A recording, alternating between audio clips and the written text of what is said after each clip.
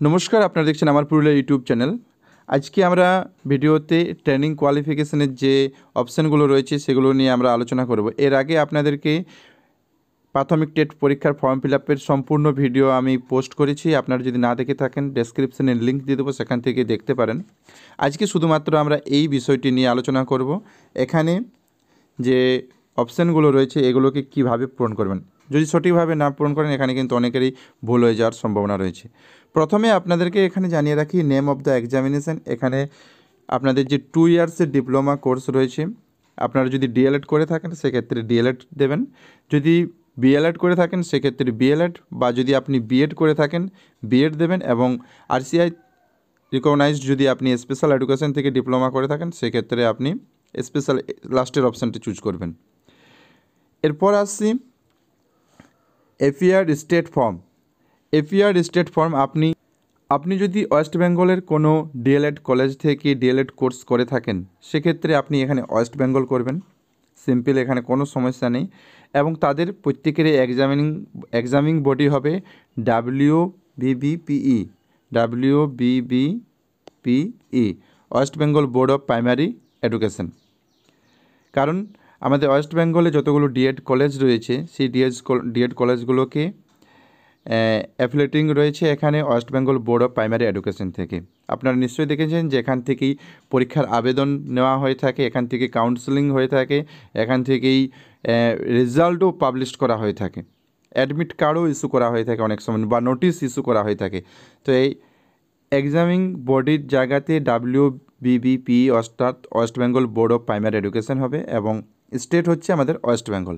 যে সেশনে আপনি ডিএলএড কোর্স করেছেন সেটা দেবেন, এবং আপনি যদি পাস করে থাকেন তাহলে এখানে পাস করবেন, যদি আপনি পরীক্ষা দিয়েছেন অ্যাপিয়ার্ড করবেন, এবং যদি আপনি ভর্তি হয়েছেন জাস্ট আপনি অ্যাডমিশন চালান দিয়ে করতে চান তাহলে পার্সুইং করবেন।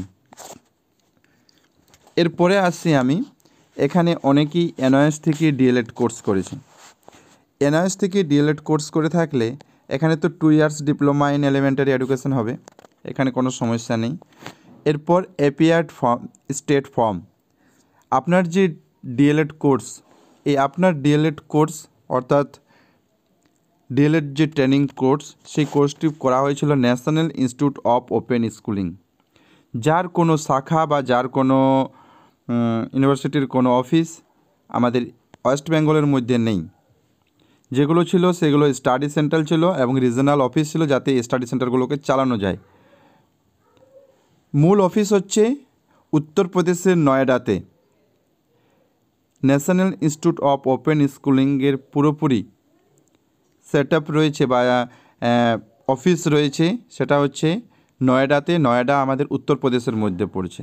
তাহলে নিশ্চয়ই এখানে আপনাদের পরিষ্কার হয়ে গেছে যে এখানে আপনারা অ্যাপিয়ার্ড স্টেট ফর্ম এখানে কি করবেন, এখানে উত্তরপ্রদেশ করবেন। কাদের জন্য বলছি ভালো করে মন দিয়ে শুন, যারা NIS national institute of open schooling থেকে ডিএলএড কোর্স করেছেন। এনআইএস থেকে যারা ডিএলএড কোর্স করেছেন তারা স্টেটের জায়গাতে উত্তরপ্রদেশ করতে হবে, উত্তরপ্রদেশ করবেন।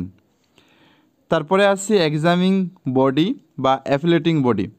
এখানে ওয়েস্ট বেঙ্গলের এই পরীক্ষা যেগুলো হয়েছিল, যারা ডিএলএড কোর্স করেছে, যারা ডিএলএড কোর্স বিভিন্ন স্কুলে স্টাডি সেন্টার ছিল এবং বিভিন্ন জায়গাতে পরীক্ষা দিয়েছে, সেই এক্সামিং তার বডি যেটা, সেখানে ওয়েস্ট বেঙ্গলের কিন্তু কিচ্ছু নেই। এখানে ওয়েস্ট বেঙ্গলের এখানে কোনো অপশন নেই এই ট্রেনিংয়ের উপরে। অতএব এর এক্সামিং বডি হচ্ছে national institute of open schooling, bracket দিয়ে এনওএস লিখবেন। আরও একবার বলছি, national institute of open schooling লিখবেন এবং ব্র্যাকেট দিয়ে এনওএস লিখবেন। এখানে আমি পেজটি খুলেছি, national institute of open schooling যে ডিএলএড সেকশন রয়েছে সেই ডিএলএড সেকশন, এবং এই ডিএলএড সেকশনে আপনার অনেকেরই রেজাল্ট এনসি রয়েছে, এনসি ক্লিয়ার করে দেওয়া হয়েছে। সব প্রত্যেকের এনসি ক্লিয়ার হয়ে গেছে। যাদের এইচএস আপগ্রেডেশন না করার জন্য বা এইচএসে 50% এবং এসটি/এসসি ওবিসি 45% নাম্বার না থাকার জন্য এনসি রেজাল্ট এসেছিল, তাদের প্রত্যেকেরই ক্লিয়ার করে দেওয়া হয়েছে। কিন্তু এইচএসে যদি 50% না থাকে বা রিজার্ভ ক্যাটাগরির জন্য 45% যদি না থাকে, সেক্ষেত্রে আবেদন টেট পরীক্ষায় করাই যাবে না। অতএব এই সার্টিফিকেটটার ভ্যালু কোনো থাকবে না, জিরো থাকবে। সেক্ষেত্রে এনসি রেজাল্ট ক্লিয়ার হয়ে গেছে। এখানে মার্কশিট রিগার্ডিং একটি নোটিশ দেওয়া হয়েছিল।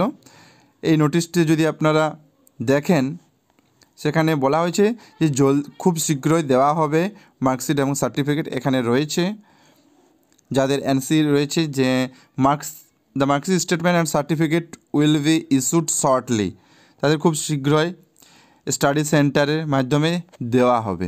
তো সেক্ষেত্রেও কোনো সমস্যা নেই। এরপরে আসছি আমি তাহলে এক্সামিং বডিতে কি করবেন, আরও একবার ভালো করে বলছি। এক্সামিং বডিতে আপনি কি করবেন, এক্সামিং বডিতে আপনি লিখবেন national institute of open schooling. National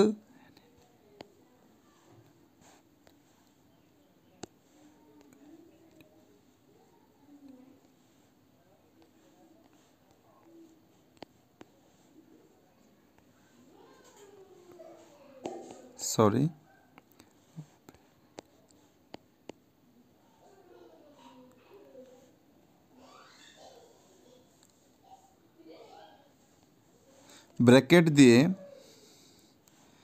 capital লেটারের NIOS bracket close, বাস।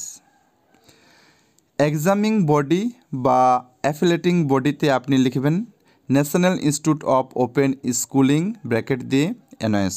আশা করি কোনো সমস্যা থাকবে না এবং এটাই করবেন প্রত্যেকেই। এখানে ওয়েস্ট বেঙ্গলের এইটার সঙ্গে ওয়েস্ট বেঙ্গলের কোনো সম্পর্ক নেই। পরে আসছি সেশন তো প্রত্যেকেরই সেশন রয়েছে, আশা করি 2017 থেকে 2019-এর মধ্যে রয়েছে।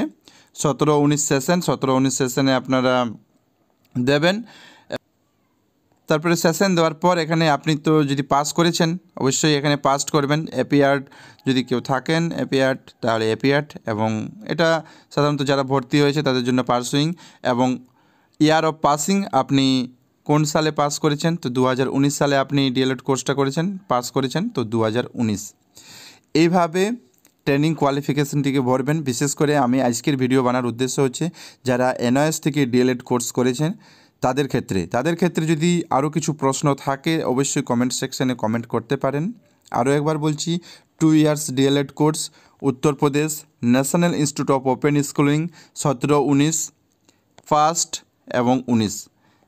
আশা করি কোনো সমস্যা নেই। ভিডিওটি এখানেই শেষ করছি। ভিডিওটি ভালো লাগলে অবশ্যই লাইক করবেন এবং চ্যানেলকে যদি এখনও সাবস্ক্রাইব না করে থাকেন তো অবশ্যই চ্যানেলকে সাবস্ক্রাইব করবেন।